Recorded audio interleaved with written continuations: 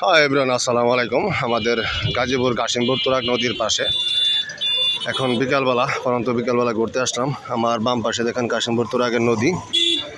গতকালকে অনাকাঙ্ক্ষিত একটি ঘটনা ঘটেছিল আমাদের গাজীপুর তুরাগ নদীর পাড়ে বা নদীতে।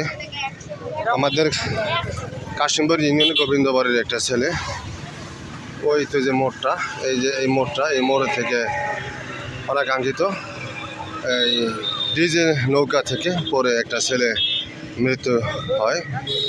আসলে তার ভাগ্যে বাঁচার কোনো ফিরার সহায় ছিল না। আল্লাহ তাআলা ওইভাবে তার মৃত্যু লিখে রাখছে, সেজন্য মারা গেছে। আসলে মানুষের জীবনের আনন্দ ফুর্তির শেষ নেই।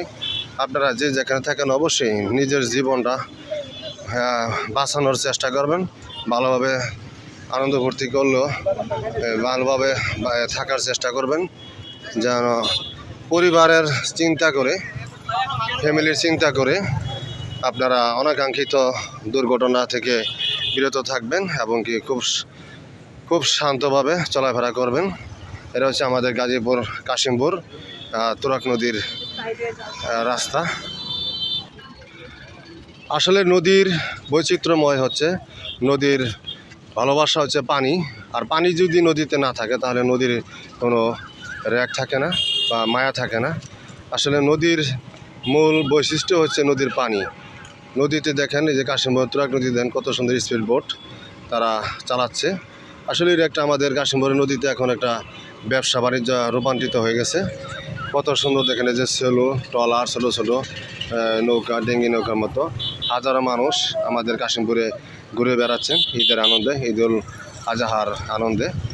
আসলে আপনারা যে যেখানে থাকেন অবশ্যই আমাদের কাশিমপুর তুরাগ নদীর পাড়ে ঈদের আনন্দটা ভাগাভাগি করার জন্য ঘুরতে আসবেন। আপনারা যে যেখানে থাকেন অবশ্যই আমাদের কাশিমপুরের এই তুরাগ নদীর স্বাদটা এবং কি পরিবেশটা গ্রহণ করবেন। আসলে বর্ষা মাস আসলেই নদী থেকে অনেক সুন্দর চারপাশ মানুষের চলাফেরা এবং কি সৌন্দর্য বর্ধন করার জন্য মানুষ বিভিন্ন এলাকা থেকে, বিভিন্ন গ্রাম থেকে চলে আসে। আশেপাশে মানুষ দেখেন যে কত রিসোর্ট, রেস্টুরেন্ট চারপাশ ভরপুর হয়ে গেছে। এই পাশ রিনামা বাজার থেকে চলে আসছে, গোদারাঘাট থেকে পশ্চিম পাশ। এই পাশে দেখেন কত সুন্দর রেস্টুরেন্ট, ফুচকা, চটপটি, জালমুড়ি এইসব ভরাতে ভরপুর ভরা। এখানে আমার ক্যামেরার সামনে কত সুন্দর একটা ট্রলার, মানুষ